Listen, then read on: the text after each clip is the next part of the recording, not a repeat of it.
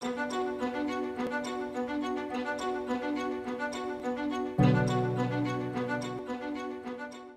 and welcome to this very important seminar. I'm Radhika Iyengar. Thanks for joining today. I see that there are almost 110 people who have already joined. So we expect many more, but since with the interest of time, I think let's go ahead with our panel and our discussions. So thank you all for joining today. We will be discussing Kerala's experience with technology and education, and Kerala has always been an enigma, and so we have the right panelists today to discuss the Kerala's experience during the pandemic and what we can learn from this pandemic in terms of education and technology. We organized this panel with some overarching questions. I just wanted to state these overarching questions first before we get into detailed discussions. The things that we have in mind for this particular panel is, what do you think will be the effect of COVID-19 on education disruptions for adolescent girls especially? Technology does not reach the hardest to reach population, especially rural and in the marginalized area. So what can we learn from some tech light education solutions for this particular population? What are some of the teacher professional development issues and how do we manage to overcome all the challenges relating to teacher professional development? What is the role of the parents and the community members who have really been supporters of education, especially during the pandemic? And how is COVID-19 being explained to children, especially in the relationship with environment and sustainability? And what are some of the lessons learned from this crisis on resilience and for future events? I think these are some of these overarching questions that we have in mind for the panel. But I see that there's so many audiences, so many participants who are joining. Thank you for joining this particular event, and we look forward to getting your questions. So feel free to add your questions to the Q&A box as we go along. And once we get the chance of going over all the panelists, we will be taking up your questions. So feel free to write all your questions into the Q&A box. So having said that, it's my pleasure to have Dr. Yanis Benamor. He's the Executive Director of Center for Sustainable Development at the Earth Institute. CSD, Center for Sustainable Development, is co-hosting this particular panel and this event. So over to you, Dr. Yanis, to talk a bit about your work and about the center. Thank you so much, Radhika. So hello, everyone, and thank you for joining today's event. It is our pleasure to have you with us. So like my colleague Radhika said, my name is Yanis Benamor. I am the Executive Director of the Center for Sustainable Development at Columbia University. The center was started in 2016, and our goal is to reach the Sustainable Development goals by 2030 using high-tech, low-cost technologies. So our mission at the Center for Sustainable Development is to help countries and communities achieve sustainable development in all its dimensions: economic, social, and environmental, by translating the Sustainable Development Goals into meaningful policies and solutions. Our research projects, policy work, and convening initiatives span across the SDGs to include education, which is the focus of today's discussion, as well as gender, but also health and well-being. So we do this through innovative solutions, and this is something that really characterizes us. So the Center for Sustainable Development has this ability to design and develop these innovative solutions to address the challenges of sustainable development. We are using the latest information and communication technologies, ICT, which is also the topic of today's discussion. CSD is bringing high quality education and vocational training to girls and young women, equipping community health workers with smartphones to guide decision-making and facilitate longitudinal tracking, and reducing laboratory turnaround time for patients in hard-to-reach rural communities, just to give you a few examples. We're also working with applied research. So the team at CSD is committed to ensuring that new technologies and solutions are appropriate, that they make sense for the context where we are working, that they are affordable. Doesn't make sense if they cost too much and nobody is able to purchase them, and feasible for advancing sustainable development in low and middle income countries. CSD conducts implementation research and policy research with local partners to pilot new solutions, to identify effective ways to integrate solutions into existing systems, and to bring proven solutions to scale. And then finally, we also have a very big role in policy advising. CSC works closely with partners in the public, private, and civil society sectors to promote sustainable development policies and best practices. We advise governments at the national, district, and local level to strengthen health and education system, scale up evidence-based solution, and adopt policies to protect the planet and promote well-being. And we also help businesses adapt their sustainability strategies and extend their impact to low-income communities around the world. So I want to just give you 4 brief examples of sectors that we have at CSD to more illustrate the type of work that we do. One of them, which I lead, is diseases and diagnostics. The main role is to make sure that any new technology, any new diagnostic test, any new vaccine is properly vetted and tested before it goes into a new country. So this is an example from Rwanda, for example, where we were testing a new diagnostic test for tuberculosis. I would like to highlight that we are very honored to be the secretariat of the Lancet Commission on COVID-19. So we are going to be centralizing at CSD a lot of the intellectual work that is done around COVID-19. We started last year a project on migration and health, which is led by Dr. Özge Karadakaman from Turkey. And the idea is to develop ICT solutions to give health information to migrant and refugees in Turkey, Lebanon, and in Jordan. We're also proud to have the India Information and Communication Technology program, which is led by Professor Nirupam Bajpai. In a few words, we are looking at ICT to help in agriculture, in education, in gender, and in health. So for example, we looked at Prime Minister Modi's idea of health and wellness centers across India, and what are the ICT responses that will be needed for them to be functional. And then, of course, finally, very importantly, we also have the education and gender group working on ICT that is led by Dr. Radhika Iyengar, who is our host today. So I want to thank Radhika for organizing this event and for inviting me. And I wish you all a very, very productive meeting. Thank you so much, Yanis, for that introduction, and thanks for being here. I know you're super busy, especially during COVID and so many things that you're working on. So thanks for sparing some time and being on this panel. Really appreciate that. This event is also co-sponsored by the South Asia Special Interest Group at the Comparative International Education Society. And I'm honored to have my friend and colleague, Professor Tania Saeed, who is a professor at the Department of Humanities and Social Sciences, LUMS University. And it's great, and she's joining us from Lahore. And thank you, Tania, for joining. I don't know if you want to say a few words about the SIG and as well as CIS.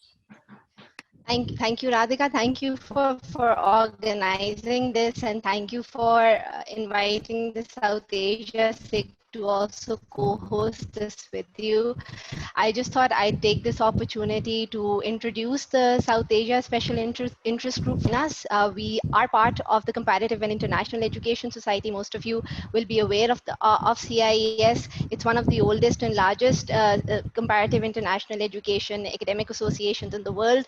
And it essentially brings together practitioners, scholars, students, teachers, policymakers together working across the world with the aim of basically learning from each other and doing better together.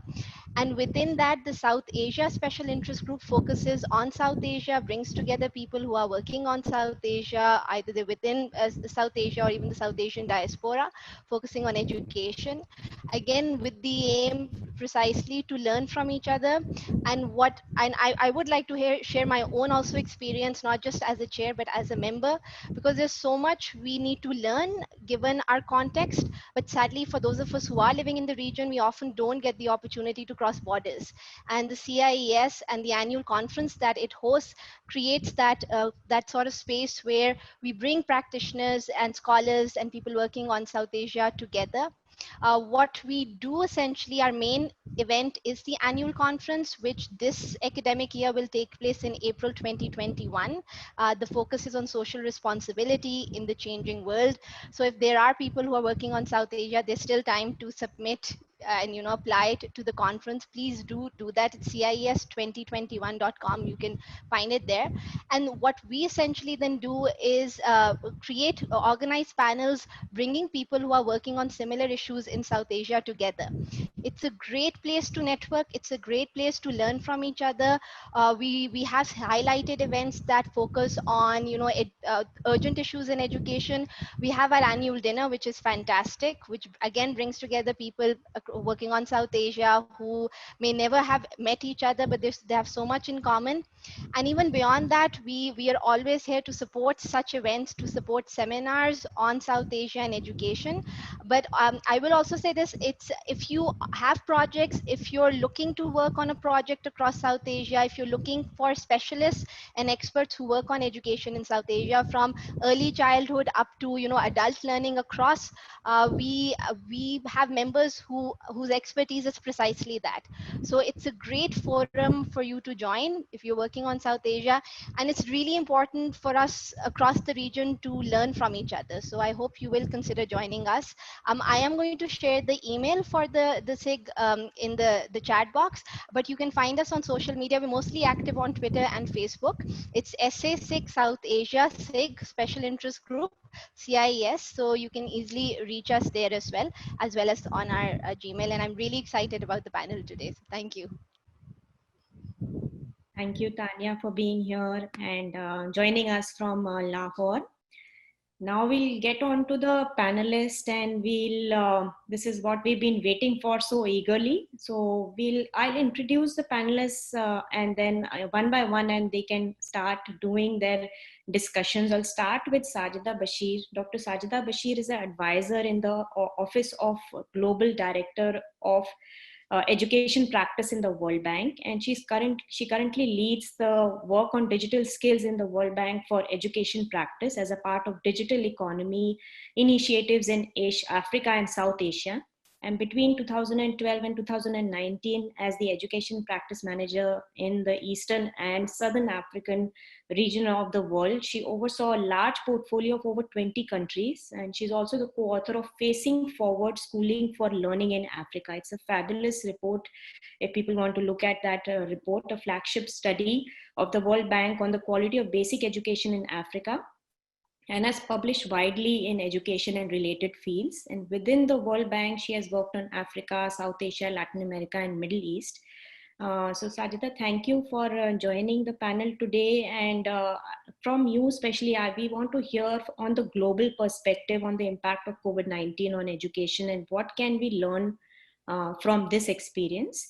So maybe we'll start with your talk and then I'll introduce the other panelists as we go along. Thank you, Radhika. Thank you for that nice introduction, and many thanks to the Center for Sustainable Development and the South Asia Special Interest Group at the Comparative International Education Society for hosting this event. It is rare for us to actually share experiences from local governments, and I think this has been an excellent initiative on the part of Radhika in particular. The world of education, as you know, has just been overturned in an unprecedented manner over the last 8 months. And I want to first acknowledge the efforts of teachers and administrators, parents, and above all, the children themselves, who have tried to adjust to a very rapidly and very uncertain and fast-changing situation to enable children's learning to continue. It's really important to know that there's nothing like this has happened before, and learning from local experiences such as Kerala is critical. So I'm just going to provide a brief global context, which may allow us also to assess the relevance of the experience from Kerala. And I'll be making 3 main points, just speaking for about 10 minutes overall. The first point is about the scale of the disruption and what it means for children. So globally, as of end of last month, over 800 million children, that is about half the student population in 104 countries, mostly in the developing world, are still impacted by school closures, which have lasted between 5 to 7 months. Now, this is down from where we started, which was about 94% of the student population in 190 countries. And there'll be long-term effects on multiple dimensions. The World Bank, for instance, estimates suggest that 7 million children might not return to school. And we know a lot of them will be in South Asia and Africa. We estimate the loss of about 0.6 learning adjusted schooling years that might be lost.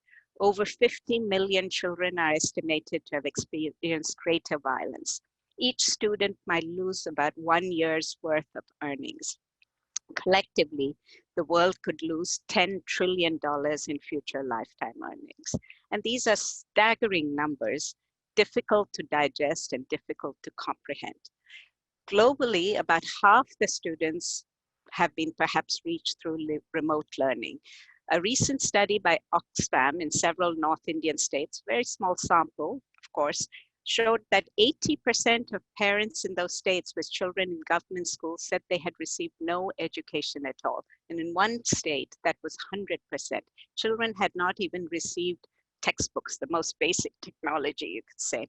In Bangladesh, a World Bank survey showed that only 20% of students had access to online learning, and only 2% actually chose to use them for various reasons. So what happens when you have a child not engaged in learning for months or is learning remotely for a few hours a day? Evidence about loss of learning from summer months, during the summer months, mainly from the US, suggests that children lose about 1 month of learning, for about 2.5 months of vacation.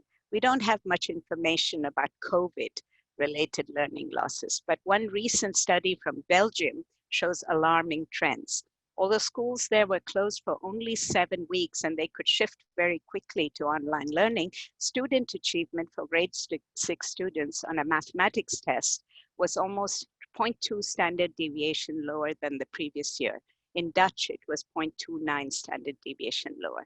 These are really big effects where some of you may not have the technical dimensions of this, but these are big effects. So my second point is about the pivot to technology and the implications for inequality. Advanced countries could switch to online teaching, but the majority of countries use broadcast technology, radio and TV, and sometimes this was supplemented quite innovatively with text messages, phone calls, and so on.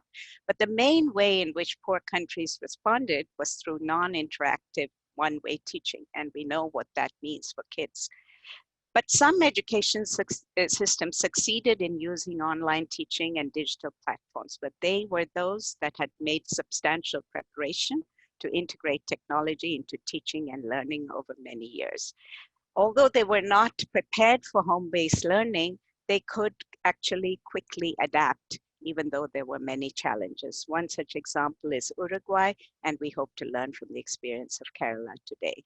Many public education systems were simply not prepared. They did not have digital, audiovisual content in local languages for different subjects, different years. Teachers were not trained to use this content. Children were not familiar with them. There's no technical support for teachers and limited ability to manage digital platforms. And more importantly, systems did not even know which students lacked what. So there was no way of even redressing those imbalances. So I want to stress that COVID did not create education inequality, but it has definitely exacerbated it through the unequal use of technology. The Belgium study I mentioned actually shows that there was a big increase in inequality, even though children of the lower economic classes actually got the same kind of tools and same kind of resources. And in developing countries, this inequality will grow both within the public system, but more dramatically between the public system and with the private system, especially those serving the richer households. Richer households actually increase their use of technology. For instance, Byju's, which you may all know as the largest Indian edtech company, which offers a learning app, reportedly increased its user base by about 13.5 million in just March and April. The global edtech industry market, which is driven largely by private spending, is on track to reach 340 billion by 2025, perhaps even exceed it. On the other hand, we know that there's going to be huge pressures on public funding of education. So my third and final point is the following. Building back better, or better still, building back differently is clearly on the agenda. But what do we mean by it? And more concretely, beyond the slogan that is now widely adopted. I think we have to distinguish between two periods. There has to be a period when there will be an intense effort on catch-up. And there are two age groups in particular, in my view, that are especially critical in this catch-up phase. The first is the youngest age group in the early grades, the ones who find it really hard to learn through technology. We know if children don't learn to read between grades 1 to 3, their progression through school becomes increasingly difficult. This is also the period when critical socio-emotional skills are nurtured. So what exactly are we going to do to help these children who basically lost almost a year of learning to catch up? And I don't think this can be done just through some remedial classes. It requires a focused approach. The second highest vulnerable age group is young adolescents. This is the period when personality, independence, self-esteem, is developed, a period when bonds outside the family are shaped, and that increasingly in modern society is school. It's also the period when children are most vulnerable to violence. So we need to provide the psychosocial support from caring adults and to enable safe social interaction. Let's offset the enormous pressures on these young children to start earning money because their parents are facing penury. So it really is the duty of society to safeguard their futures through a combination of social protection for their parents and direct educational support for their children. And as part of this effort to put tens of millions of children back on track, I think we need to consider what will be the role of examinations, because examinations can really impede equality or accentuate the inequality, especially as they are used for selection purposes. So it's difficult to think how to do all this in the context of resurgence of the infection, lack of vaccines, how to avoid infection rates for teachers. Let's recall what happened under HIV/AIDS, which decimated the teaching force of Africa. Of course, we know that COVID doesn't affect the younger population as much, but still we need to take this into account. So in building back differently for the future, I think we have to consider really the issue of inequality and the use of technology to reduce inequality. So we see the great potential for mass personalized learning, addressing every child's needs and abilities. You have adaptive learning, digital platforms, AI or related technologies, but is this going to be left to the private sector, or is this going to be actually managed by the public sector in education to set goals and create the incentives for their use more equitably and more widely? To do this, we also have to develop public policies to protect children's safety and privacy, including their data, preventing online bullying, bias, prejudice, discrimination, and even the orchestration of physical attacks through digital means. Let's not forget that these are the real dangers of the digital world, and the development of such policies, I believe, constitute global public goods in which we should be collectively engaged. The good thing that has happened, let me say in conclusion, is that COVID has created a great cultural acceptance of technology-infused learning. But we should not let this acceptance become an acceptance of even greater inequality in education. So when building back differently, that should be reflected. That promise to build back differently should be reflected in whether the hardest to reach children will also get the same educational opportunities as their more fortunate peers. Thank you, and I look forward to the discussion. Thank you, Sajida. You have really set the stage for us, giving us that macro picture on the impact of COVID on our future generations. So thanks for doing that. And you mentioned, the use of technology, and I agree that technology is something that has been underexplored and is kind of being overexplored without taking much the context of the place. So I think our next speaker, Professor V.K. Damodaran, he'll be able to explain what has been the history of technology and education in the Kerala context, because usually technology is just thrown in and it works for some time, doesn't work for some time. And that's what, it's a very technical solution that we are looking at without looking at the historical, political, all these other factors that we need to take into consideration. So Professor Damodaran will be our next speaker, and he is a very renowned scholar of education in India. He has been spearheading many educational reform movements in India, especially in Kerala. And he has a long history of working with the Department of Education in Kerala, and now advises a long list of NGOs and think tanks. Luckily, he is with us. He is also the director of Director Research and Development and Training in Team Sustain Limited in Kochi. He is the chairman of Foundation for Advanced Clean Energy Studies. He's also the chairman for the Center of Environment and Development, chairman for the Nature's Green Guardians Foundation. He's also the chairman for Empowerment and Assistive Technology Center for the Blind. So the list is endless, and it goes on to show that he is really has had a long history of working with the government, has had a long history of learning from a historical perspective. So it's a great honor to welcome Professor Damodaran.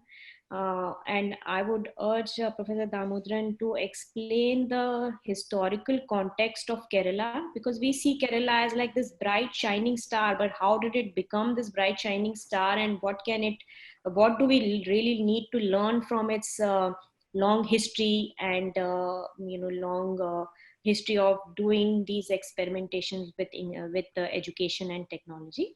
Professor Damodaran, over to you for your intervention. Thank you, Radhika. Thank you, Sajita. Thank you, all the CSD team. So let's interject too. We don't see your video. I don't know if there is. I'm video blocked. Really? Yeah. Now it's open. Right. Thank you. So thank you, whole team, for giving an opportunity to for me to dwell upon how Kerala and in general the Indian society, at least for the past 1 to 1.5 century, has been moving with improvement in education with the introduction of science and technology. So to save time, I'll briefly go to certain points which I thought are very relevant. Kerala is a small state in India. It has remained something like either similar or much worse starting point as several other countries in the world at the beginning of the last century, especially in education. It is now acknowledged to have achieved tremendous progress, and some of its human development indicators are beyond those of some of the developed nations. It is also true that it has shown better resiliency in the face of drastic disruptions in lives, livelihood, and education, the three areas now facing sustainability threats. Kerala is, again, for those who have not seen or heard about it, is a small, green, narrow, 580-kilometer long strip at the southwest edge of the peninsular part of India, with 1.18% of land area supporting 2.6% of its population, which is 36 million. Official language is Malayalam, which is spoken by 96% of the population. Before India's independence in 1947, Kerala had its northern region under British rule and the middle and southern regions as small princely states. They were under different levels of educational and economic development at the time of state formation in 1956. Let us look at the educational background, especially for the past. Large majority were not literate because education was forbidden for the commons. Not formally educated even when the facilities came because there were not enough facilities everywhere. No land to own, no steady job or income, no decent shelter, not hunger free, very low or no penetration of public services like electricity, water, and transportation. Kerala is traditionally known for nature's bounty, trading in spices, and natural fibers like coir.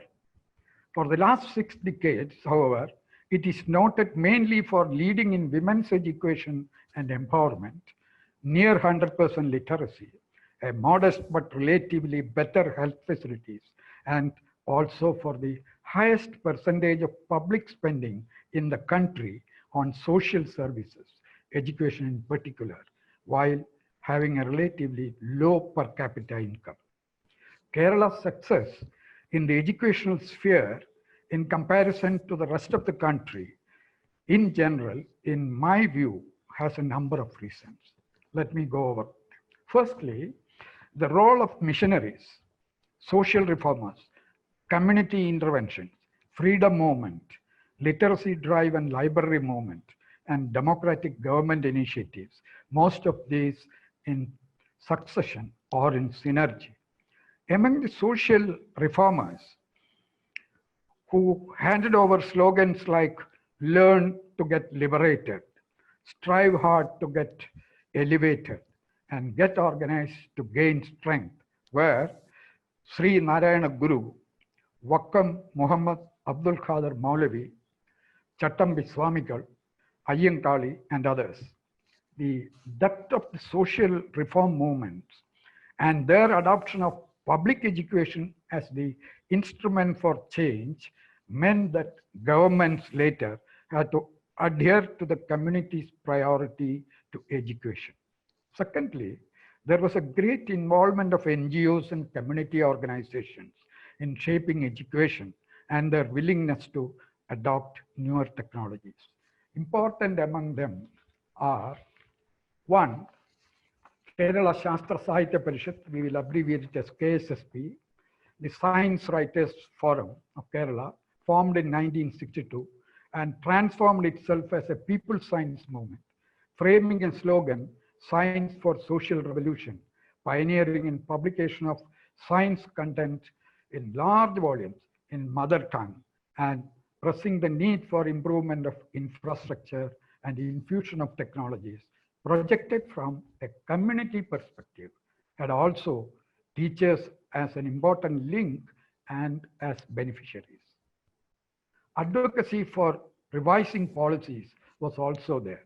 For example, KSSP constituted an education commission in 1996 with top academicians, educationists, economists, and scientists in India.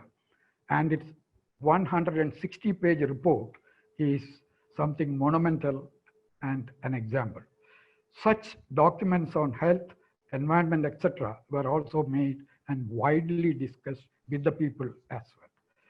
Second point is radio as a medium of supplementing classroom learning through All India Radio demonstrated the need for increased use of technology in education. True, this was a national initiative that blossomed after independence in 1947, but the evolving educational environment in Kerala captured this opening more effectively and efficiently to change the classroom-centric process of teaching, learning. The third point, I think, is the one-year SITE or the Satellite Instructional Television Experiment of 1975 to 76, a joint project of NASA and India's ISRO in 2,400 villages from 20 districts in 6 states, which did not include any from Kerala, had proved that Advanced technology could be used to achieve India's socio-economic objectives, including education. Kerala tried to integrate this and continued further with plans that were intensified during the last 4 years. The fourth point is the role of parent-teacher associations in strengthening and modernizing the educational infrastructure and forcing the system to take note of what the community needs had also an enabling effect on building resiliency during times of crisis like the present COVID times. The fifth point I feel is the local self-governments, or what we call LSGs, and their active role in universalizing educational access and community surveillance on general education are major contributors. In Kerala, LSGs are more free when compared to many other states, and they have enormous amount of decentralized powers and funds. The sixth part is the part played by relatively intensive and inclusive social action, social reforms, and renaissance in Kerala society, giving visibility to non-governmental organizations like the KSSP, BMFT, that is actually the Wakaf Maulvi Foundation Trust, of which I am the president. Of course, I have worked in all these three organizations, and their sister organization, Chakshumadi, which works for the visually challenged. Now, Wakaf Maulvi, to whom VMFT is a memorial, was a champion of education for the highly dispossessed. At that time, Muslims in the state, especially their women, could not write or even read in vernacular. VM, as a son of a rich trader, had got educated to a high level, including a number of foreign languages, trade, and commerce.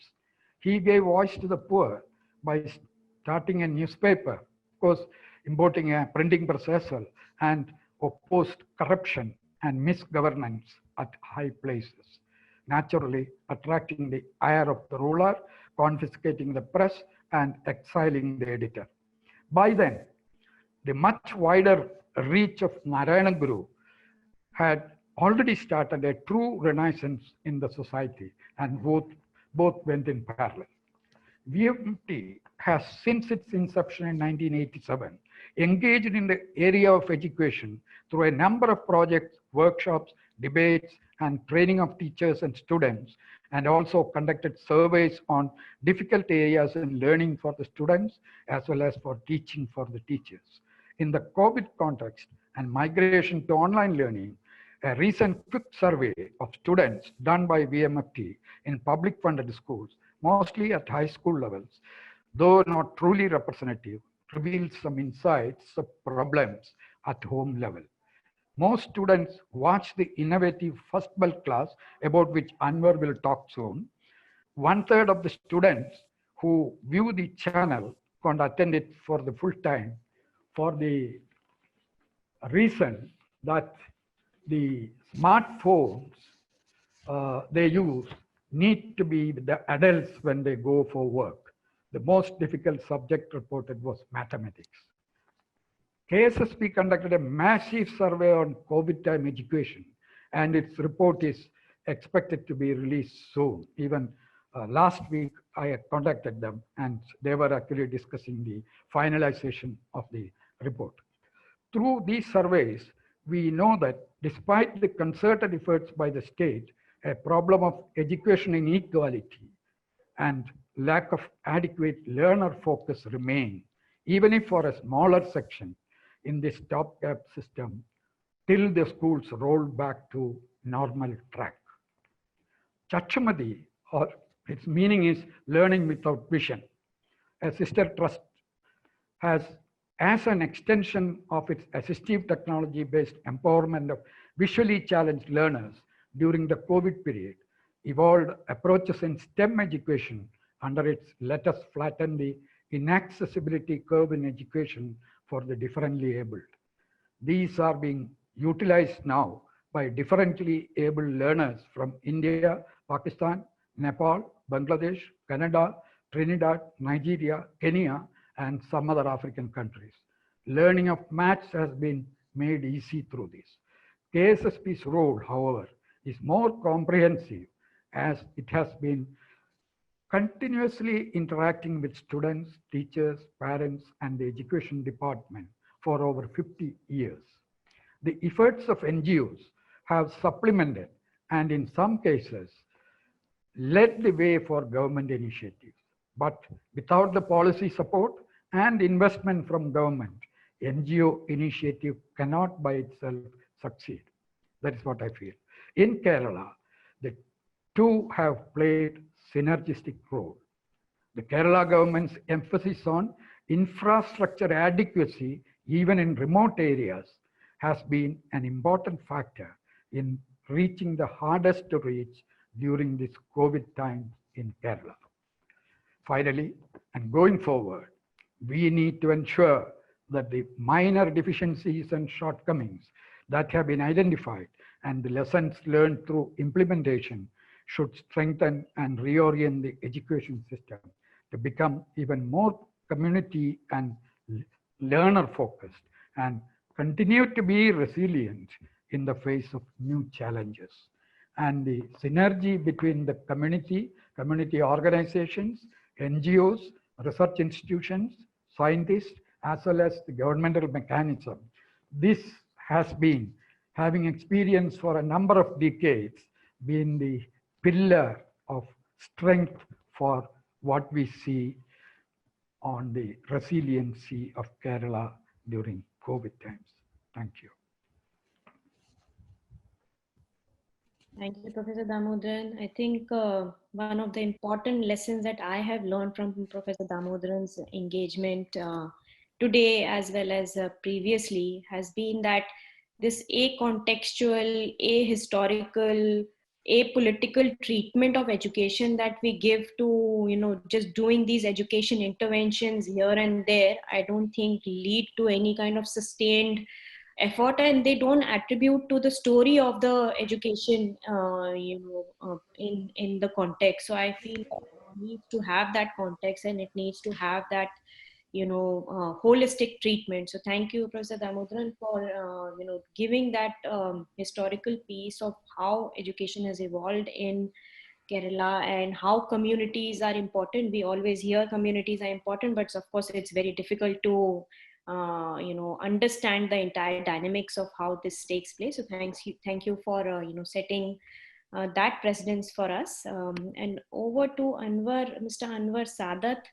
He is the CEO of Kerala Infrastructure and Technology for Education, established by the government of Kerala in India, and has over 20 years of experience in this area. So he is really the person to talk about and learn from technology and education in the Kerala context. He also heads the versatile ICT-enabled resources for students, which is the first complete educational channel in India.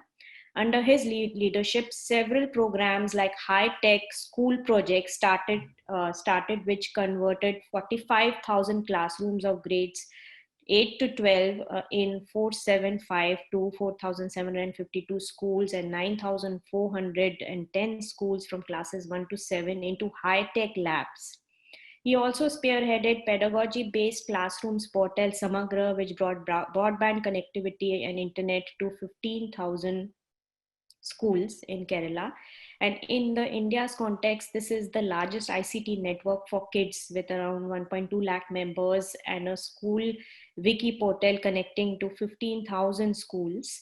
So it would be great to hear from Anwar sir on how adapting this particular technology and education experience has been during the COVID-19 crisis. What do we learn from your experience over the past 20 years, and how have you changed and what have you learned during the COVID-19 experience? Over to you, Mr. Sadat. Thank you, Dr. Radhika, for your nice introduction, and also now for you and your team for giving us an opportunity to present our experiences in this August forum. I think before starting my presentation, please let us see a 3 minutes video on the initiative. I hope everyone can see my screen. Yes.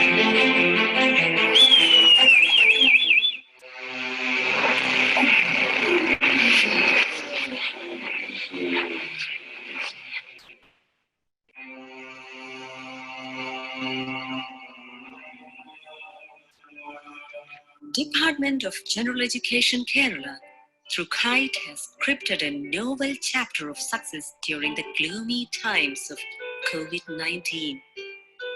KITE has opened up an incomparable model of digital learning when school education came to a standstill. 4.1 million students of Kerala are fully immersed in learning through KITE Victors in the days of the pandemic. Kerala has become the first state in the country to achieve total digital education as a result of intensive efforts in technology-enabled education by IT at school, now KITE, during the last 2 decades. The high-tech school project for secondary schools and the high-tech lab project for primary schools were completed by KITE as part of public education rejuvenation mission of Government of Kerala. KITE has completed the supply of 3,74,274 digital appliances to 16,027 schools for promoting ICT-enabled education of 4.1 million students. KITE has also provided broadband internet connectivity to 12,678 schools. The state has saved a sum of 400 million rupees by using free software in 2 lakh computers distributed to schools. It was because of the strategic decision to use free software, Kerala could achieve this. Through KITE, the state has provided ICT training to all the teachers. Samagra Web Portal, a repository of digital resources in education, is Kerala's unique contribution in the domain of ICT in education. MOOC online course to teachers through Cool platform, School Wiki linking more than 15,000 schools, Sampurna, Sametam, Sahitam, Samanvaya like e-governance projects enabled to bring the academic and infrastructure data of all schools to a single platform. Little Kite's IT clubs formed in schools have become the largest ICT network of students in the country. The first bell online classes broadcast on KITE Victors and web streaming platform have been wholeheartedly accepted by the student community of the state.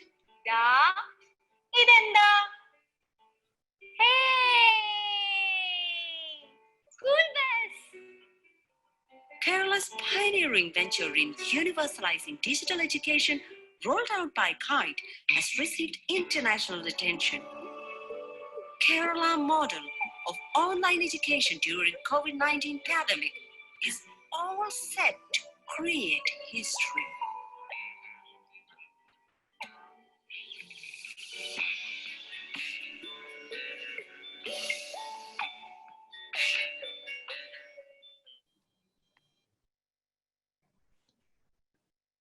Over to you.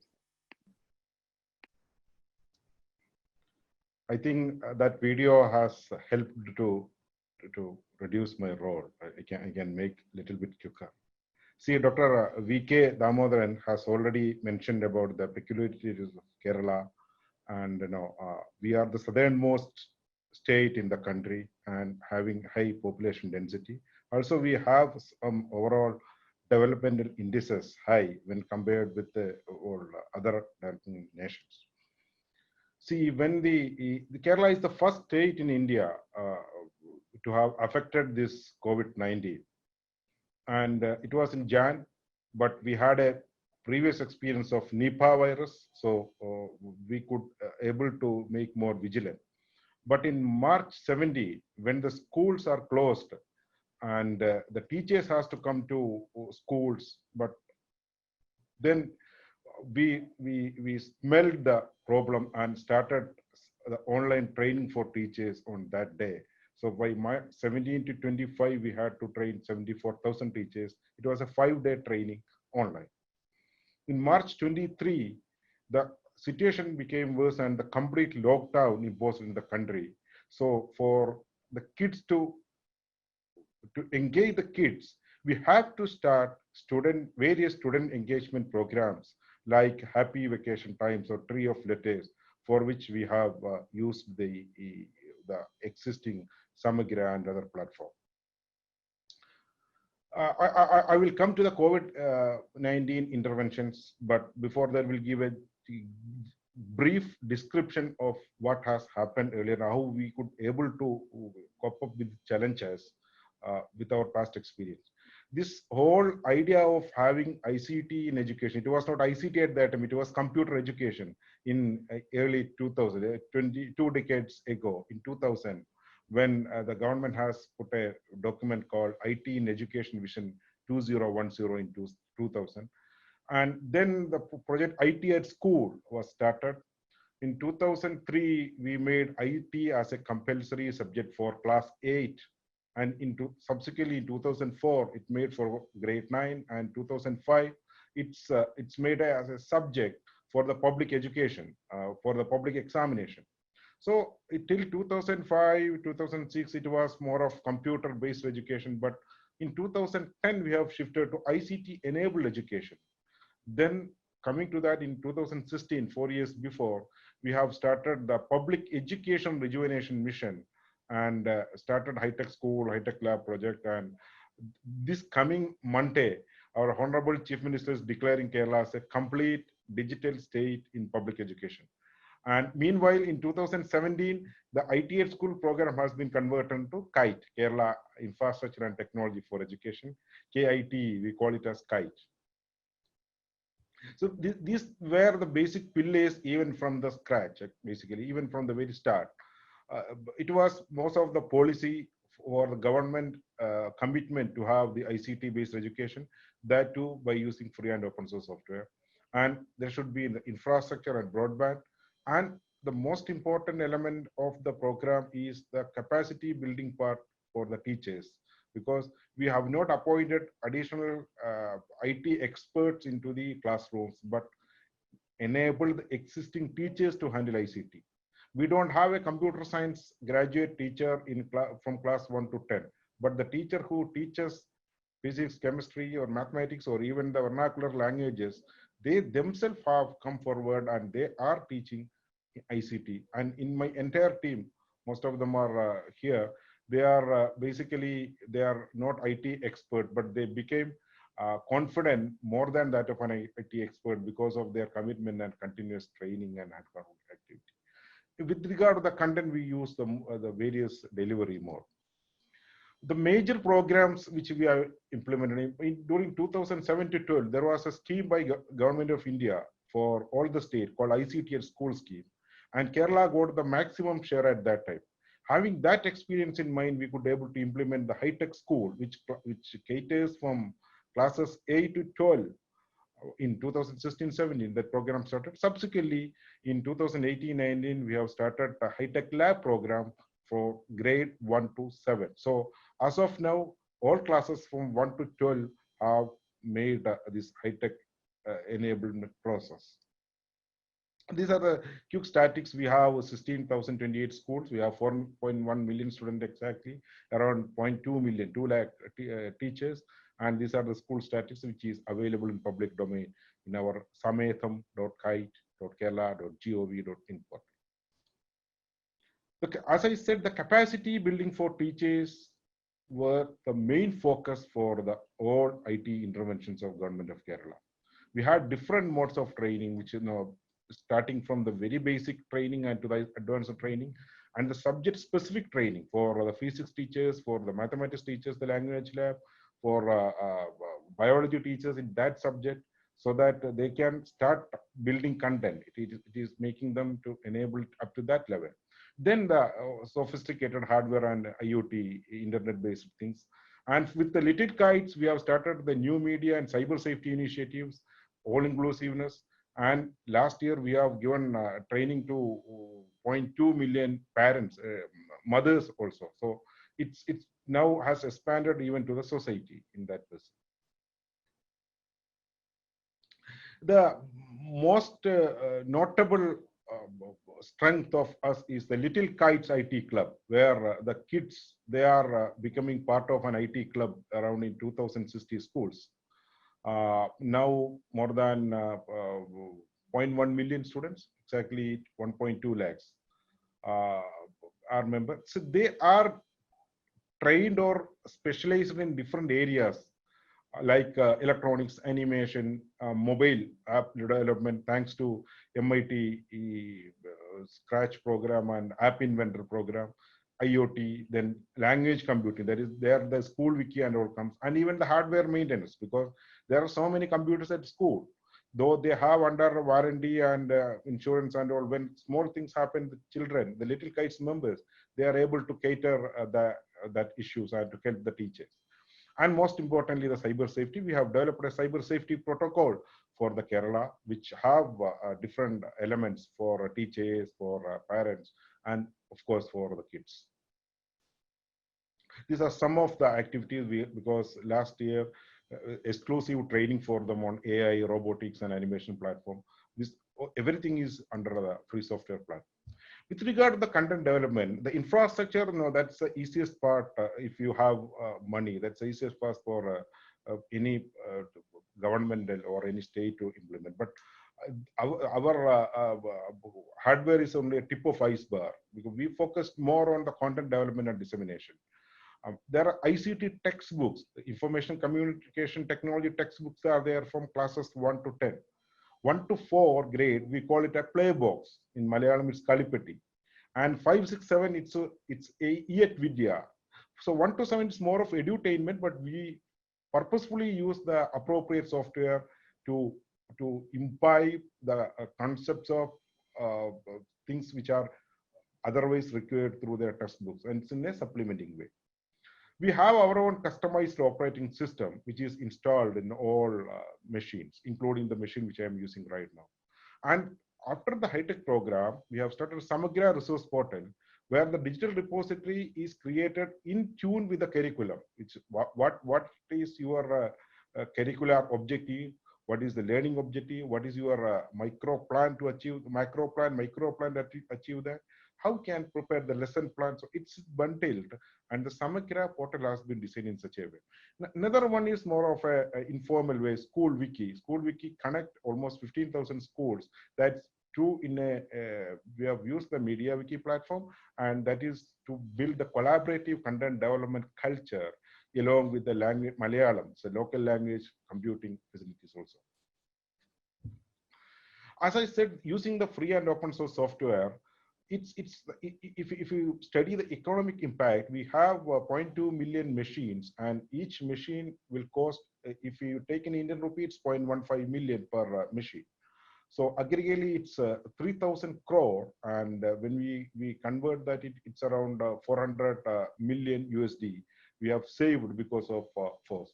It's not the cost that we have saved, but without this free and open source software, we could not able to achieve all those things, because with this COVID, I will come to that. Our teachers are doing video editing, they are doing animations, everything using free and open source software with their own computers, which we have supplied to all schools. So these are some of the application. I am not going to the detail, even Office, graphics, video editing, different subject-wise, geographical information system, programming. So all those stuff, even desktop publishing, all the proprietary alternatives software are bundled with the operating system. And that is why we made the comparison. If we use the proprietary in the licensed version, per machine, you have to give 1.5 lakhs. Right? That means 0.15 million Indian rupee. So that is why the calculation of the 400 million USD comes. Samagra, as I said, so far the video that it's going up, it's around 6,000 plus video, and it's perfectly aligned with the lesson plan of the teachers. Most of the content, digital content that we have experienced, especially from the market, that it's not aligned with the curriculum, but it's a supplementary thing, and it has been developed without giving much academic value. It may be good in animation, in augmented reality, virtual reality, that's all. But no, when it comes to the actual academic requirement in tune with the curriculum, you have to align it exactly. So that is what Samagra, and it is all the content is prepared by teachers, and we have launched this in 2008, much ahead of popularizing the Diksha portal of the Union Government of India. This is the infrastructure side of the high-tech school. It's classes from 8 to 12. There are 752 schools, 45,000 classrooms made high-tech. We supplied laptop, USB speakers, projectors, and the mounting kit, cameras, LED TVs, webcam, and multifunction printers to each schools. And they can set up their own studio internally. They have set up, which was helpful, which was very helpful, especially in the COVID-19 platform. Even the mic and even the webcam which I'm using right now, even the laptop, all these are there in all my 5,000 plus schools as part of this scheme. There are different e-governance applications because we have the Asia's biggest youth festival by kids. 15,000 students are competing. It's a 6-day event, which is going from morning 8 o'clock to even night 2 o'clock, 3 o'clock. It's a big festival. So which we have computerized. Then the sports, the science fair. So all these activities of general education department are put in the form of ERP, and that is everything is automized or digitized as of now. This is the monitoring system, school management software. We call it Sampurna. And Sameda, which is public domain, which is in public domain. You can see how many children, how many schools, what are their details, what are their history. All these details are in public domain. That is called Sameda. And another one is Sahidam, means it's a mentoring sort of thing. In fact, we have to start this. I forgot to mention one thing. For us, April and May are vacation and the class starting from June. This year, we have planned exclusively to roll out this Sahidam. Sahidam is a mentoring program wherein a class teacher records the progress of either socio and educational progress background of the kids and do the monitoring on a bi-weekly basis and communicating the progress with the parents and exactly determine the point of intervention. It's a sort of individual master plan. This is our long-term plan, which I will come to that later. And the Victors, that is the India's first complete educational channel, which has been inaugurated by our former president, late Dr. APJ Abul Kalam, in 2005-6. This channel operational in 2006, and now it's available in 24/7. It's available over web, over mobile, and in all cables. And now after the COVID, this thing in the DTH network of the state. There are various programs right now to 10 hours continuous program class-based and remaining 5-6 hours on repeat basis.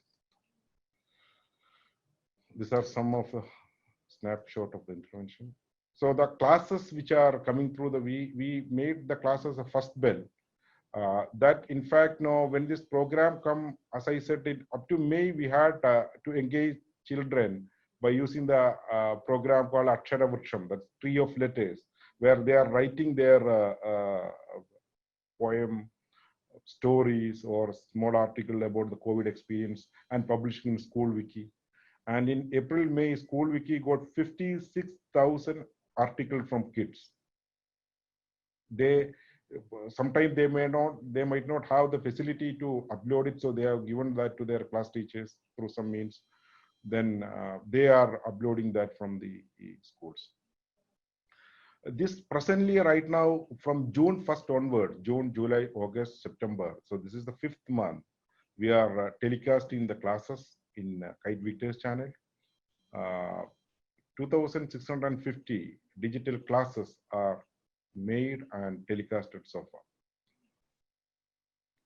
Now coming to the intervention, when it came to the pre-corona stage, in May, because you have to start the classes in June. In May, there are 3 major elements. One is the government decided that 3 things should be there. This should be an interim arrangement. These digital classes should not be an alternate to the existing classroom. And second one, not even a single student should left out. It should be all inclusive. There should be access to all. So we had this broadband in schools, this 1.19 million laptop at schools, but no, broadband is not stable across the state. It's not. They're all in all the corners. Even in the developed countries, it's having problem during the COVID time.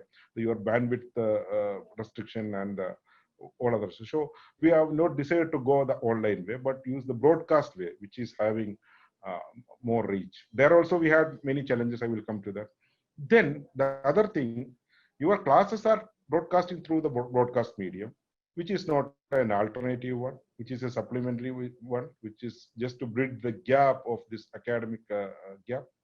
And you have to ensure that all students are getting access. Supplement to that, the class teacher have to do the follow-up on a regular basis. They can do that through the social media group if the child has access to it, or you can do the phone. The third one, they have to do the direct mode under even within this lockdown through the councils or through some other arrangement, for which the local self-government institutions and micro help financing or Kudumbashri self-help groups are very strong in Kerala, as Dr. V.K. Damodaran explained in his earlier speech. Along with that, we now from 1 to 10, we started giving worksheet to students. It's physical worksheet distributing, and they are doing that work and bringing it back in as a sequel to the Victor's classes, first build classes. See the challenges for the first part for ensuring access to all. First one, no, Kerala, the penetration of television or cable is high, highest in the country in that person. Even in the broadband, Kerala is number one, along with the capital of the country, New Delhi. But it was available only in DTH cable network, local cable net. It was not available in DTH platform, where almost 40% students get their access through DTH. So we made those pressure, social pressure, and through other government mechanism. And all DTH operators, they have agreed to carry Victors. Now all DTH operators operating in the state are carrying Victors. Because normally, they have to give almost 10 million Indian rupee carriage free minimum for one broadcast. So if you take 6-7 DTH operator, you cannot imagine the value of carrying carriage fee. But they have exempted that due to the social pressure and their social commitment, and now it's available for all of us. Now, the timing, we have fixed the timing. For primary, it's only one class per day. For high school, when class 8 to 9, it's 2 hours. For 10th class, where there is a board exam, it's 3 sessions. It's 1.5 hours. That means 3 classes. For plus 2, there are various combinations. So it's 4 classes. So it's been divided like that way. But of late viewing, you put that in YouTube, and it is being given live in Facebook also. So if the child of somebody is not seeing in the time of broadcast, they can of late view, watch that from YouTube. Putting that in YouTube for continuous viewing have another more advantage. If the child does not have any access, any TV, or they have some issue with their connectivity and all, the class teacher, now we have those most laptop in the classroom, they will load these lessons in the laptop, and will make arrangement for the kids to view it in the nearby places. It may be a local library or local panchayat, local body, office, like that. It's a common place has been identified. And we take the numbers to ensure the access. That's it. Whether it's not, you don't require a smart TV or smartphone. You either require a TV facility to watch it. That can be either from at your home or at a nearby house, or the government department and along with the schools, NGO, Parent Teachers Association, and local serving institution have made arrangements to view that from the nearby places. If you take the statistics, it was 2.6 lakhs, so 0.26 million children were not having any access to either TV or smartphone or computers like that. And on the May last week, you see the classes starting on the June first week. It reduced to 0.1 million. It was around 1 lakh. We started the class on June 1st itself. It was declared that the first week is on trial. Based on the feedback, we will go for the subsequent weeks. So in the first week, from the second week of May, when the details of the numbers of 2.26 million were out, the campaign started in a big way, and the schools, NGOs, PTAs, and local self-institutions started donating devices to kids. We have never expected that the devices would reach to even the kids' house, because we were requesting them to give in the common facility. But it has gone beyond a level that even each and individual student have started getting the devices. So it was a sort of TV challenge or smartphone challenge at that time. In May 4th week, it was reduced to 0.1 million. In June 1st week, the number was 12,000. The gap was only 12,000. And subsequently, by June 2nd week, we were able to reduce it to 0. And still, it's being under constant monitoring. If the children having any difficulty in accessing this thing, or in their TVs on repair or this thing, the class teacher will coordinate that and make the alternative arrangements. So this is the all-inclusive journey of that. So see the data we have. Earlier days, the weekdays download was 2 terabytes sort of. Now it's a 442 terabyte data in a month reported from 141 countries. And our YouTube channel subscription was around 25,000 like that earlier, but now it is close to 2 million. You can see that in YouTube. Daily average viewership is 54 lakhs or 5.4 million. So some statistics I'm not going to the detail. So as I said, the key strategies are the academic coordination and the channel and the Samagra resource portal and the infrastructure. So there is a meaningful blend of these major 4 elements, and along with the various departmental mechanism of Government of Kerala has helped us to sustain this initiative, even to address the COVID gap to up to certain extent. It's not possible to bridge that in fully, because children without going to classroom, it was creating a lot of difficulty. So the restrictions there were so many restrictions even to record the classes. Recording 2,600 plus classes and make it in a telecast quality. If you see our YouTube channel, you can see the quality of the content. We are confident on that. And the teachers were not available. No, you are sitting in the city, very places are locked down. So it was a very tough task. But since the teachers were already trained to make videos and do the video editing and the uploading and audio mixing, all those things, we could do it. Sometimes we have made a half an hour class, 30-minute class from 4 or 5 places video, they are recording and assembling in a common place, and the teacher is doing the final editing. So this sort of the infrastructure which we are put in place and the sort of capacity building that was given to teachers and the confidence that built on the students of the little kites and other kids helped us to withstand this difficulties. And there were some other challenges. See, there are 4 streams operating in Kerala. One is Malayalam, the local language. One is English medium. Another one is neighboring some sectors is on Tamil, and another is Kannada. So there are 4 medium. And no, you have only 24 hours in a channel, and you have to give at least some slot for each classes. So we have decided Tamil and Kannada to have an exclusive YouTube channel. Our district, we have 14 districts offices in Kerala and 1 district Palakkad, along with the Idukki and Ernakulam, they took the Tamil initiative. And the uppermost district of Kerala, that is Kasaragod, it's very close to Karnataka, the Kannada speaking area. They took the Kannada initiative. And the local cable operators, thankfully, they agreed to do the broadcast of this content on a selective mode. It's a narrow casting sort of thing. So along with the victors where English and Malayalam medium are broadcast on a state level, this Tamil and Kannada medium are on a narrowcast mode. There are some, this is the program which I have inaugurated 2 days before. See, this screen, if you see, this is all visually challenged teachers, but they are doing high-end training through Google. You cannot imagine that.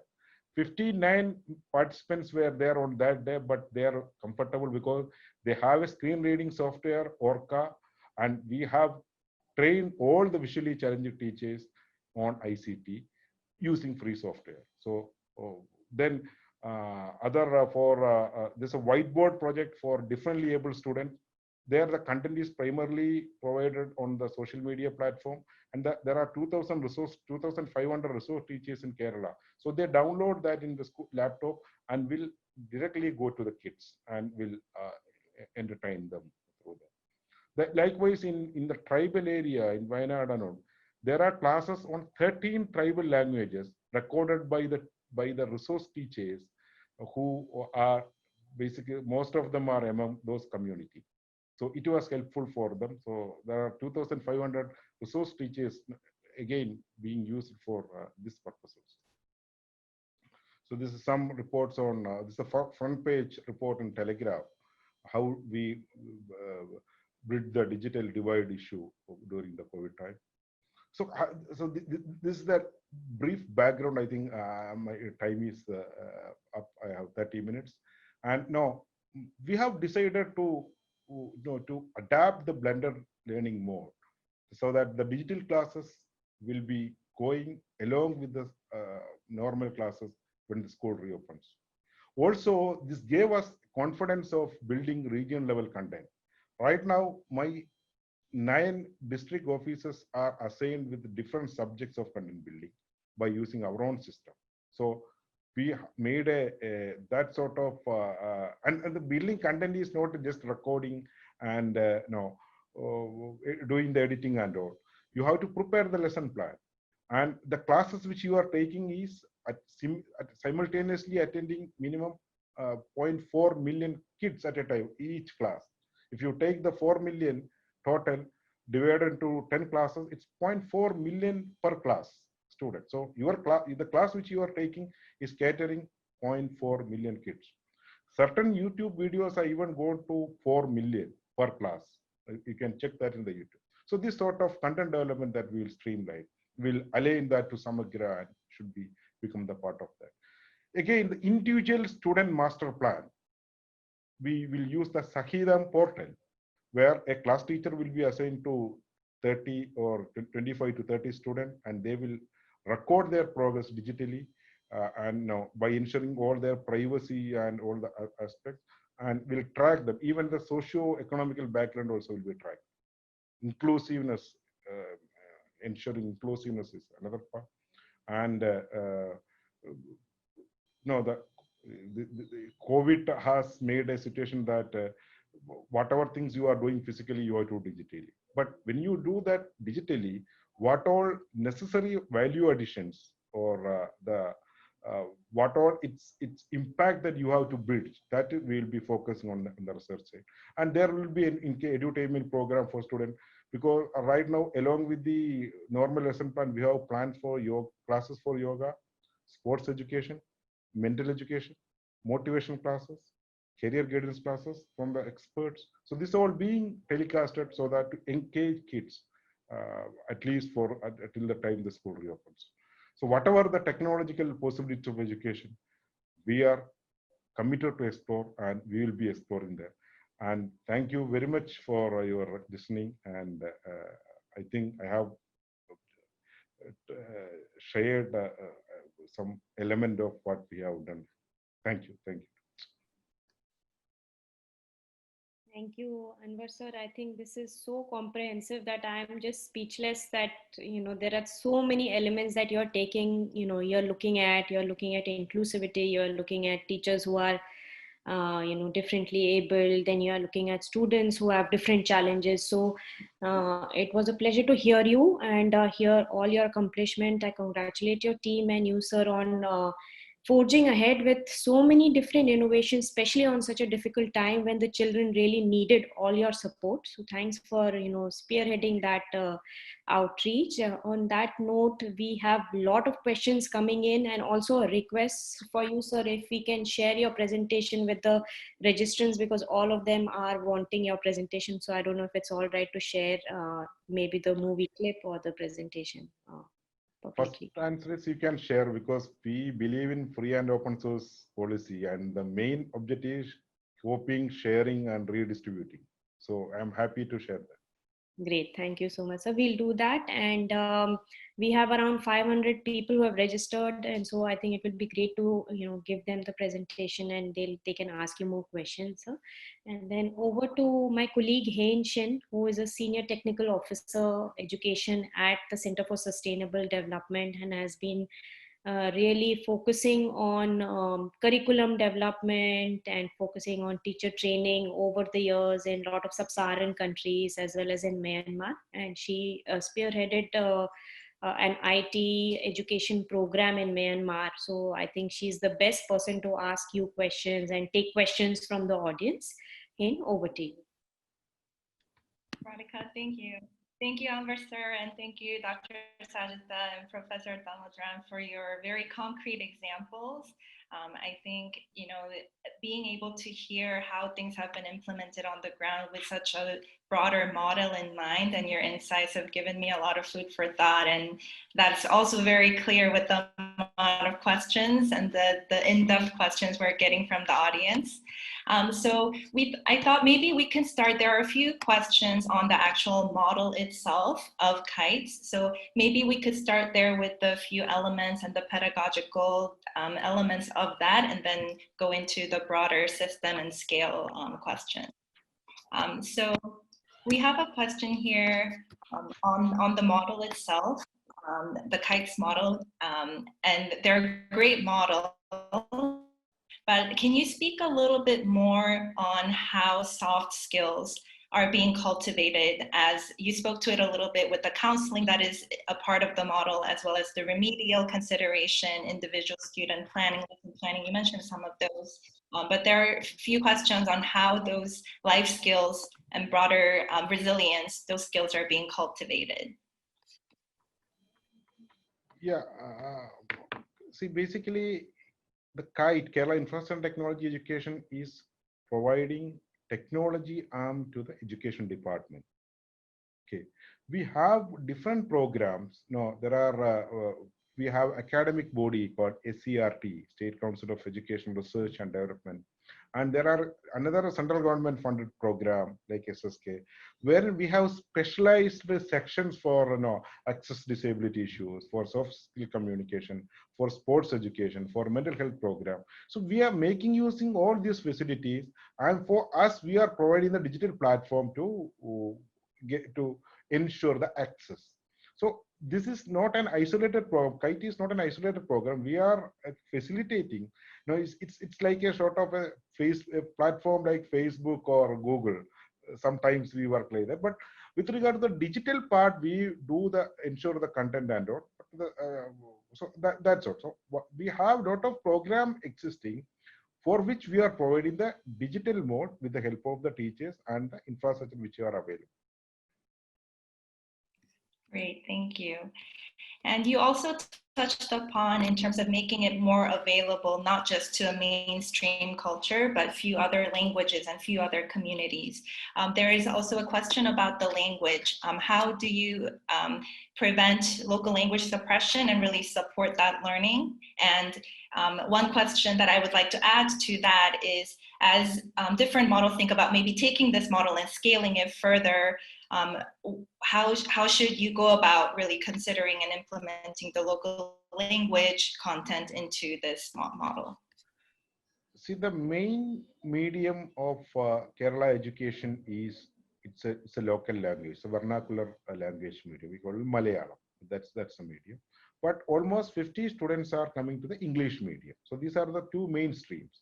And there are two more other streams. For the other two streams, we have provided separate lessons and channel and social media groups for their channel.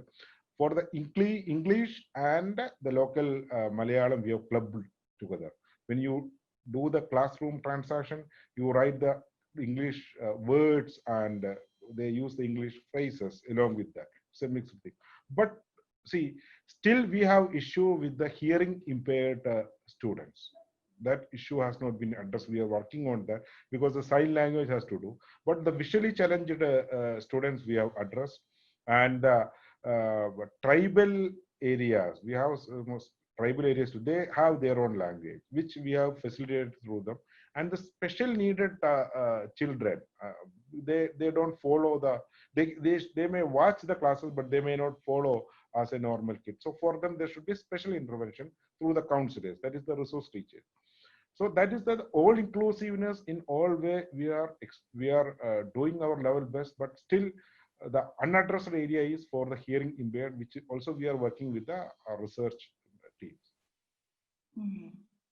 And you touched upon this in your last slide a little bit, but can you speak also a little bit more to the complementary initiative that the model is planning for these next steps, and how to extend, looking at all the successes that have happened so far, how to scale that further to other regions using, technology as the big enabler? Yeah, that's what. No, there are some basic pillars for this sort of intervention. When this COVID-19 happened and we have started classes in March, I have got so many queries from other part of the country for having. They were asking simply, how can we have a channel like Victor's where we can telecast our classes and all. But no, it's not that much easy to have a channel and have some program that won't solve your problem. So we can share the comprehensive element, because you cannot have an intervention without enabling your teachers. The most of the cases, the IT industry cannot they cannot provide the content as per se, unless otherwise your teacher, the teaching community owns it. So we use them as our major source of content, and they themselves are dismissed. So that is one part, making capacity. Then selection of content is very important. It should not be isolated from your normal curricular transaction. Then only the technology and other element comes. To have laptop, projectors, broadband, there may be a difficulty. That all there in all the places. But we have the software of the content, the mode of capacity building, the mode of engaging teachers that can be shared with with any states or any country. Great, thank you so much. So now maybe we'll move on to a little bit of the broader learning community questions and kind of the system questions. So please, Dr. Sajita and Professor Damodran, feel free to jump in anytime you'd like. So there's a question on parental involvement in the larger learning community. So parental involvement for decades has proven to be the most crucial factor in student achievement, to be the first responders for their education. And I would like to add here, Anwar, sir, what you mentioned about also really having the teachers be very specifically trained to be able to use the technology and also to support the students. I think that goes hand in hand, but I'll open up the... Yeah. Hein, may I come in on this? Yeah, please. Yeah. I'll take the question a little more broadly. I think the parental involvement is, of course, very critical. And we know that from a lot of research around the world that, that like two factors that contribute to children's learning. One is their household and the community, and the other is the schools. Now, this refers to my question to the points I made about education inequality. That is when we know that when children come from more disadvantaged backgrounds, that is where the parents are poor, especially where they don't themselves have education or literacy, then, the extent to which they can support kids, even in regular schooling, is relatively little, and especially with technology-based learning, they're not able to provide that. So actually the school and the education system, the public education system, has to compensate for that if we really have to improve learning. So I think what has happened in Kerala is that through all those efforts that Professor Damodaran mentioned, you know, social reform movements starting 100 years ago, where the essence of it was education of the entire population. They were not talking of just creating one school here. They used newspapers, books, libraries, and put pressure on public policy to provide education. That, along with the local governments, the parent-teacher associations and all that, has enabled, you know, the parents in Kerala to play more of a role. But I do think, coming to the question specifically, that in the post-COVID era, that engagement has to be much more, just so that we provide greater support to these children who are from these more disadvantaged areas. And despite, I come from Kerala, I like all that has been done. I admire that, and I'm very happy that this is being hosted. Nevertheless, looking at international experience, we should not underestimate the learning losses that could be there, especially for the disadvantaged kids. And therefore, finding out really how much they have lost in learning and seeing how we can redress that and seeing how parents can support that, I think would be a very important part of what Kerala can do. I like the idea of this individual master plan for all students. I think that's good, but that has to be based also on some measures of learning so that children and teachers and parents can address that. So I think this is my answer to that question, taking it a bit more broadly. Thank you. For that response. And I think, from the audience, the kinds of questions they're asking and what all of our panelists are speaking to is that, we're very aware that amidst the technology rollouts, we can't forget those very individual instruction and personalized learning, so that can't get lost. So thank you for pointing us to that. Speaking of certain target populations that may be more of a disadvantage and maybe experiencing even more learning loss, exacerbated by COVID, as Dr. Sajid has said in the beginning of the session, can our panelists also speak to education? So there's a specific question. What kind of support is being given specifically for girls who may be experiencing heightened stressors and also learning losses during COVID? It's to me? Yes, I will open it up to all of you, but yes, yeah. See, that's what, initially it started in the first week of June. So 2-3 weeks, it was fully based on the classes. It was normal sort of classes, but it's more on an edutainment way. But then started some motivational classes, some yoga practice and mental health. See, the prominent child psychologists, they very well interact with the kids. We have a great magician here. He is very good. He is Gobinath Mudukar, and he makes a magic academy here, and he interacts with the kids, and this sort of making them engage. So see, nothing will replace their going schools and playing outside and all. We all know, but there is no other way. So we are trying our level best to engage them as we can possible, and it is too difficult also. Right. It has to be an ongoing effort. I'm sure there has to be some ongoing program tweaking along the way as well to make sure that those target groups are getting the services and the support that they need. And this Professor Damodaran, may I supplement that a little bit on the Kerala experience of stress busting? In fact, yes, Kerala, yeah. Professor Damodaran. Yes, yeah. and especially your role as, you know, the president of Komulai Trust, I'm sure you have a lot to speak to it. The floor is yours. Yeah.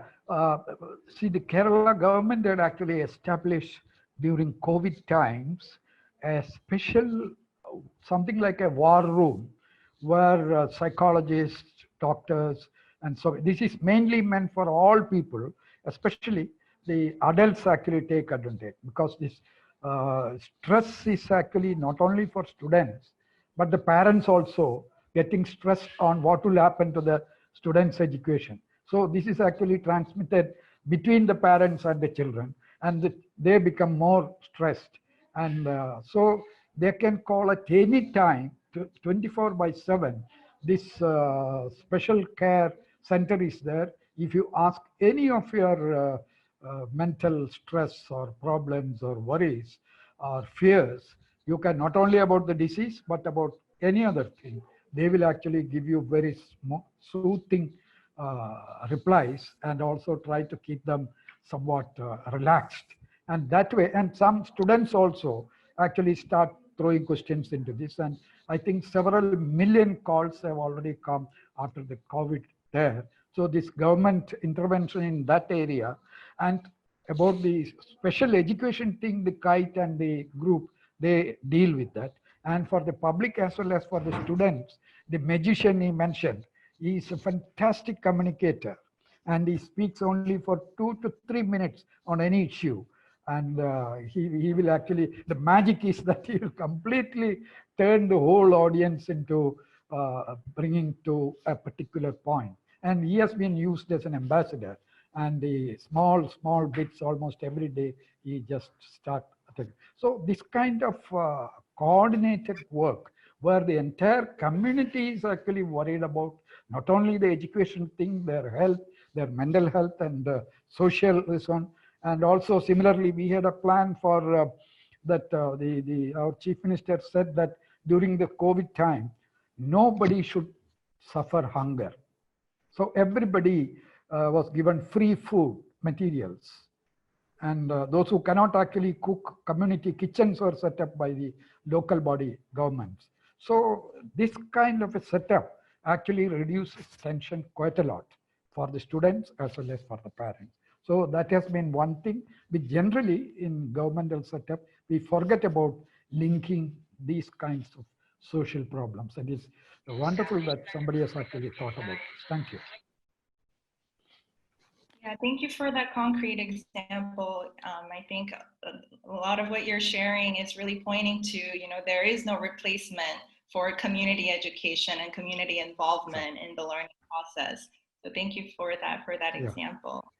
And Professor Damodaran, while we have you, there was a question also specifically directed for you, which was talking a little bit about the training and the hands-on practice for learners, which can't be replaced with technology. So how do we bridge the gap between empowering a student with practical on-the-job training and kind of the theory-based and education that they may have already gotten? Yeah, this actually had been a practice that we have been following for several years, especially with the leadership of KSSP, that science movement. Right from later part of 1960s, we had actually started a science club movement in schools. Because science club is actually students and teachers join that. Not all, but those who are interested. And in that, lot of practical things, doubts are cleared, even teachers. And we used to give a lot of classes, informal classes outside the governmental structure. This is an NGO and freely. So these people also come without, when they have a doubt, they come to us. And it's all volunteering. So this culture has been built, and there has been number of contests nowadays in the government educational system also, where this what you call the science melas or science festivals every year, in which students actually come with some of their innovations, maybe a copying of something else or a slight change on that. Sometimes maybe a brilliant idea from their mind. So at various levels, they are given opportunity to exhibit this before the parents, before the public, before the media, and these all get noticed, and stage by stage, they go up to the state level. And so there is actually doing with hands, actually doing experiments, etc. Not only in the school level, in the colleges also, you have actually similar contests, thereby students are at that age, adolescents, they want to challenge their abilities, and that is being better utilized for the science and technology and mathematical and other more difficult subjects as well. They are being actually kind of made to work and learn. So this has been a practice partly outside the governmental and the education system, partly within this. And there is no conflict between these things, because the volunteers here do not actually feel that government should not do anything. Government doesn't feel that these people should not actually steal our kind of show. So there is nothing like that. So it just complementary, it goes for a number of years. And so during this period, it was actually, there were many volunteers from the voluntary sector as well as from the government sector. And they were actually brought together by the governmental setup and by the political leadership, so that the synergy and pointed action towards specific objectives was quickly possible. Just a message through the radio or the television, the people are ready next hour. So that has been the thing, and students have actually benefited from that. This is what I have seen. That kind of a community interested learning by the students, if that culture can be brought, I think any country or any region can become as resilient as Kerala. Only thing is little background work on this kind of social networking has to go. Thank you. Thank you, Professor Damodaran. Your comments is also bringing up some questions on kind of the merge between the policies that are in place to support what needs to be done for education, but kind of the more organic, grassroots, and community-based efforts that happen regardless of what is happening with policy. I will open this question up to all three of you.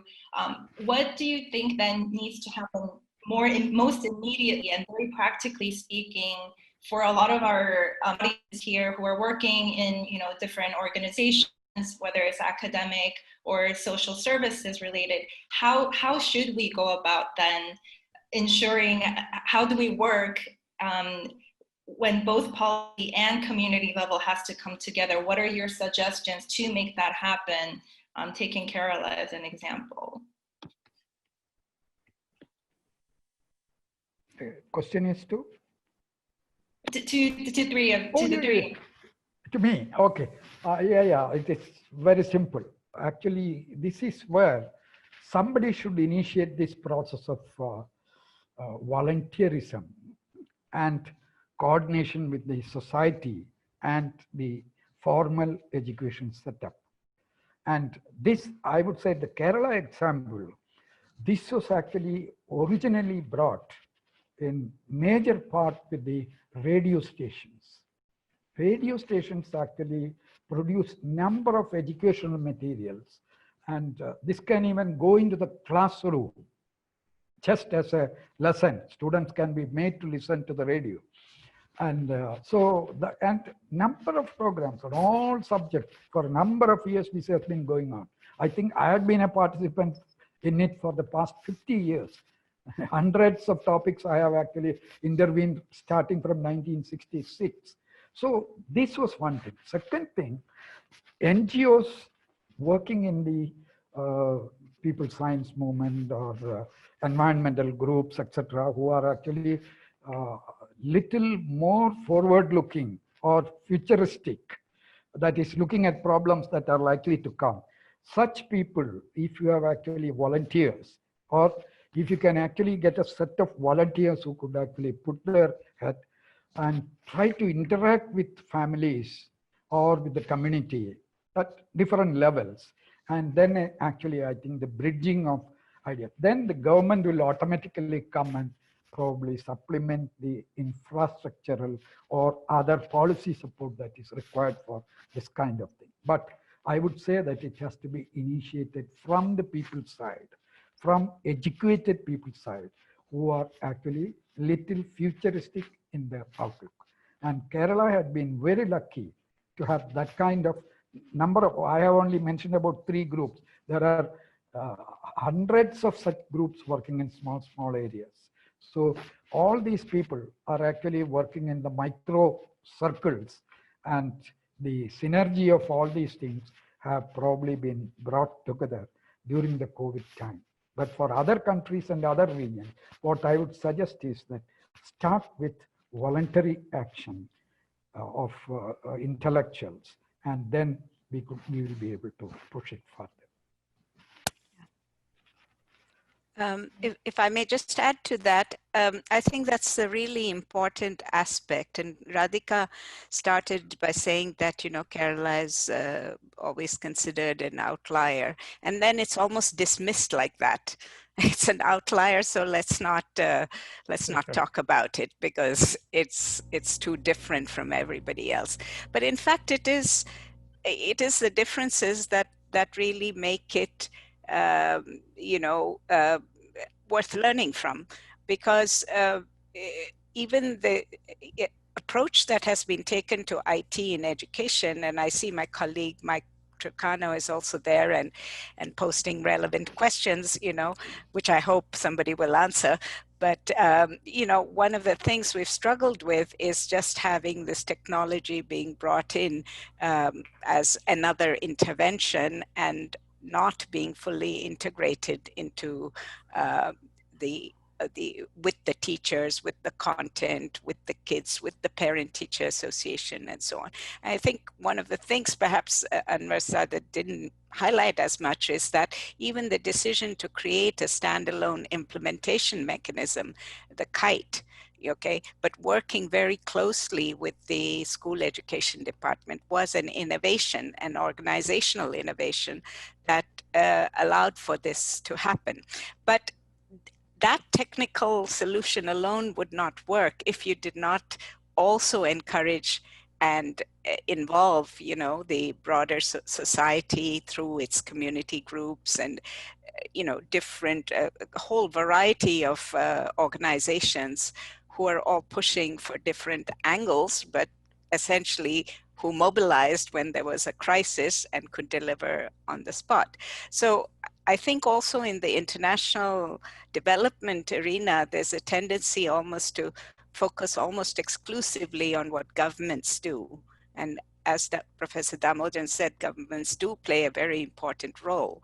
But when that is complemented by the energy of the whole society, you know, it makes a huge difference. And that's what we see in places like Kerala. So I think these lessons need to be brought out more, I think, in the international arena, and not just Kerala. I think there are many such examples around the world. They just don't get as much prominence as you know, maybe just the efforts of governments do.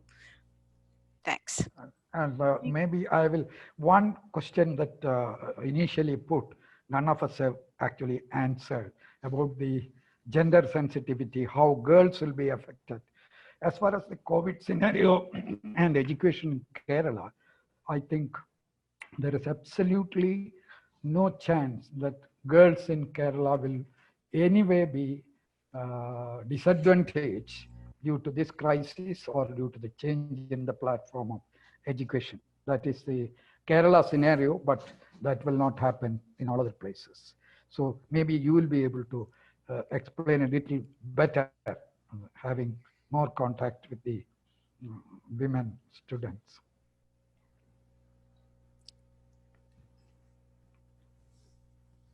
Professor Damodaran, that was for Dr. Sajita?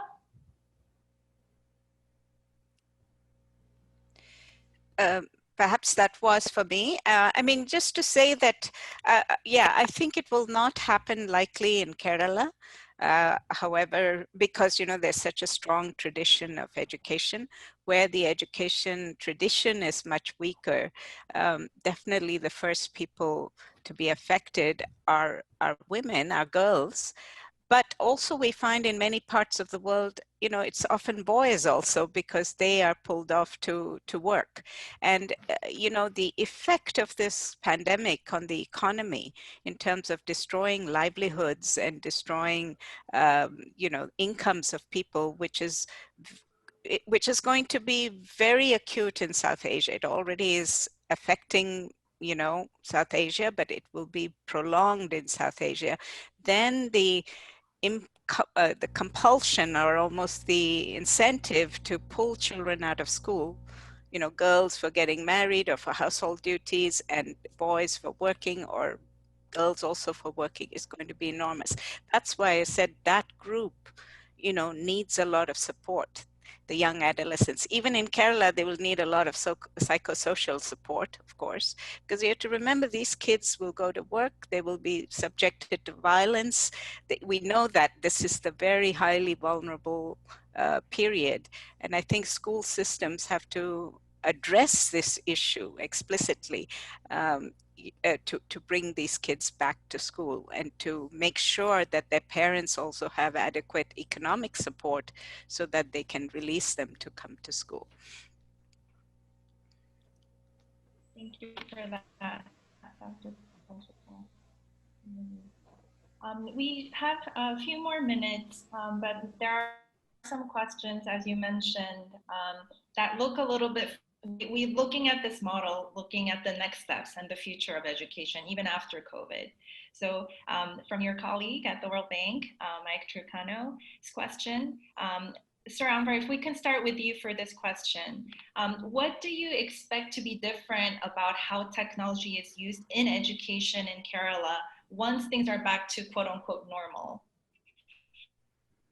And building on that question, what temporary, if you will, emergency practices and efforts and approaches might become permanent? So I'll pose that questions to you, and then we'll open it up to Dr. Sajita and Professor Damodran as well. Oh, you're on mute, sir. Yeah, can you repeat the last part? What temporary or emergency practices that have been used because of COVID, the efforts and approaches, what might become permanent even after things are back to quote unquote normal? See, in fact, no, we had so many plans at mind for this academic year, under the all impression that the children and teachers are coming to schools. No, unfortunately, it has not happened, and no, they have to sit at home. So this was a total unexpected situation for all of us, for the whole world, that per se. And what we have done before COVID, that the pre-COVID activities have to be to synchronize with this tragic time, this pandemic time activities, and that will be replicating in the future event when the school reopen. That is what the blended mode, maybe it's more of accepted. Now you need not have to go and tell the need of this online counseling and all. And there are so many attendants, so many kids who are, it's difficult for them to go to the schools each and every day, due to the physical disability differences, difficulties and all. So this mode is open for them, and this blended mode will continue. And the technology should be using more of student centric. That is what we have a school level master plan, which the parent teachers association, the alumni, the teachers, and the well-wishers, the academicians of the surrounding are coming to the schools and prepare what should be their school in a 2030 in the term of infrastructure, in the term of co-curricular activities, and what has to be further strengthen the academics part of that. So this is the school whole, it's a whole school level master plan. It will narrow down to individual master plan through the technology, wherein all the required parameters should be mapped to understand the gap, whether it may be a learning gap, maybe a sociological issue, or what the additional support to be needed, for which we will use the artificial intelligence and other data analytic technique. So the major this thing will be no child should left unattended in that way. That Okay. is Before we ask Dr. Sajida to say something on the global perspective, I feel personally that post-COVID, this online system, we have to actually decide upon what percentage and what areas of studies. For example, for the whole day's time, how much time you can actually allow an adolescent or a child to spend online? Because I know many of the young children, they are actually finding it very difficult with their backache, what you call the pain in the neck, or strain in the eyes and all that. Because number of hours that we can allow them to be on this will have to be restricted. And that can only be restricted unless you have actually more physical exercising as well as more mentally engaging other activities also built in. I personally feel that whole educational system and the kind of the percentage, of course, we may intensively use these technologies, but then we will have to actually decide space for this as well as the other thing in the future thing, and it will be a blend, but carefully decided percentage of mixing that we should be going, that for which we will have the lessons from the COVID period. All these evaluations by different agencies should actually guide for that. That is what. Now maybe Sajida will actually give you a global view. Yeah, thank you. Well, not just a global view. I think even on Kerala, the issue would be, I think, to see whether the use of these technologies can actually help us even to change the nature of education itself and the curriculum itself. All said and done, still that, you know, education in Kerala is exam driven, it is test driven, it does still focus on that. And we know that structures the incentives for parents, for teachers, and so on. Now, I think, as I mentioned in my talk, the potential for these technologies is really, firstly, you know, through connectivity, you open up this enormous world of resources. You have it on Victor's and everything, but the child can be exposed to so many things, can learn in different ways. Really what we have to teach them is how to learn and how to think critically and how to communicate with others, how to be innovative, how to be collaborative.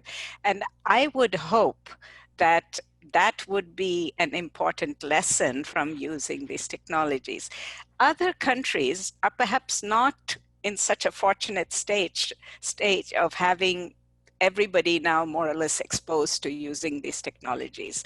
That has happened in Kerala, and therefore you can take it forward. But in other countries, you know, especially in Africa, other South Asian countries, we have Tanya here from Pakistan, you know, she could perhaps explain how the situation is different, but that there is a big gap. Most of it will still be face-to-face learning and remote teaching through broadcast medium and so on. Actually, you don't have the possibility of fully reimagining the education system using digital technologies. I think in Kerala, that possibility exists, and that is the discussion that should be had, because but for that, you know, the policy is also to protect children, how to use AI, how to put in place things that don't discriminate against children, don't allow this to be used as a way of creating bias and so on. In fact, those policies have to be developed explicitly for education. And I think that's a big area where our work is still lagging behind globally, I think. Dr. Sajita, for your insights. We have many more questions, and I personally would also really like to stick on a little longer to hear more from you and really delve into these questions. But we will close our session for today. For those of you who are joining, we will send out an email to all of you so that at least you can follow up to the different articles and the resources and studies that our panelists have mentioned today. Amber Sir, Professor Damodran, Dr. Sajita, thank you so much for your insights. I think for me personally, and I think for the broader education community, these months and weeks have been very challenging, and things did seem very grim. But really hearing concrete examples from you and what all the different ways at government level, but also no replacement for community and parental involvement, and strengthening educators, being reminded of those and finding ways in which we can really continue our work has, I think, given a lot of hope for what could happen even amidst COVID and hopefully even after COVID. So really thank you for drawing all your expertise and examples and for your time and for your insights. We hope we'll get to hear from you again very soon. Thank you so much.